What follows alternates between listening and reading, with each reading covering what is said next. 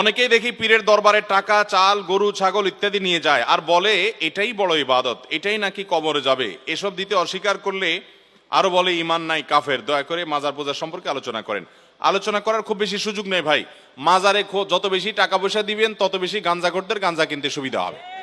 এই যে মিরপুরের মাজার আছে এবং গুলিস্তান মাজার আছে, এই মাজারের টাকা আমি যতটুকু জানি, যদি ভুল না জেনে থাকি, সরকারিভাবে এটা কালেকশন করে নিয়ে যাওয়া হয়, তালা মারা আছে।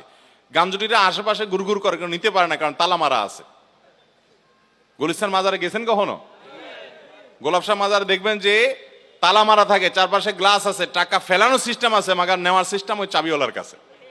যার কারণে আশেপাশে ওই পাগলামি ছাগলামি করা যারা আছে, এই বেচারারা চায়া চায়া দেখে, ওখান থেকে টাকাটা নিতে পারে না। তাও তো ভালো যে অন্তত গাঁজা কেনার সুবিধা পায় না। মনে রাখবেন, আপনি আল্লাহকে খুশি করার জন্য গরিব মানুষকে দান করবেন। ওই মাজারে দান করার কোন নির্দেশ কোরআন হাদিসে বলা হয় নাই। বরং সেখানে মান্নত করলে গুনাহ হবে, এটা মানত করার কোনো জায়গা না। মানত করতে হবে সঠিক এবং শুদ্ধ পদ্ধতিতে। নবী করিম সাল্লাল্লাহু আলাইহি সাল্লাম যে বলেছেন সেভাবে। মাজারে কেন দান করবেন?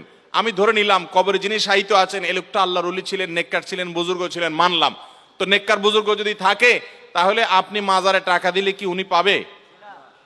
উনি পাওয়া তো দূরের কথা, বেশিরভাগ ক্ষেত্রে ওনার পরিবার পরিজন, ওনার আত্মীয় স্বজনরাও পাবে না। পাবে কারা? ওই মাজারের যারা গামজুটি আছে তারা। তাহলে সেক্ষেত্রে কোন মুসলমান জেনে শুনে এই সমস্ত জায়গায় টাকা পয়সা দিতে পারে। আপনি দান করার জন্য টাকা খুঁজে পাচ্ছেন না, ওই মাজার থেকে বাইর হইলে রাস্তা দেখবেন বহু গরিব মানুষ দাঁড়ায় আছে, বসে আছে, আপনি তাদেরকে দান করেন।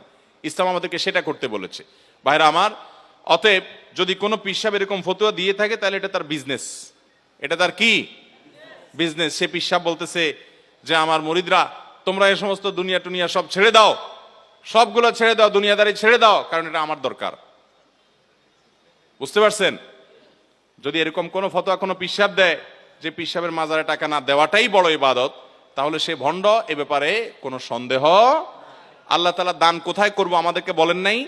ইন্নামাস সাদাকাতু লিল ফুকারা'i ওয়াল মাসাকিন ওয়াল আমিলিনা আলাইহা ওয়াল মুআল্লাফাতি কুলুবুহুম ওয়া ফির রিকাবি ওয়া ফি সাবিলিল্লাহ ওয়াল গারিমিন।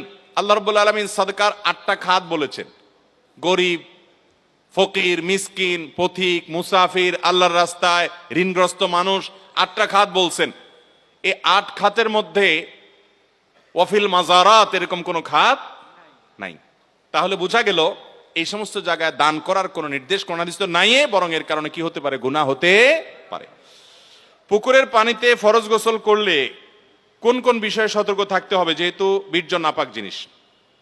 দেখুন, পুকুরের পানিতে গোসল করতে গেলে নাপাক জিনিস সেখানে ধোয়া হতেই পারে, এতে অসুবিধা নাই। যদি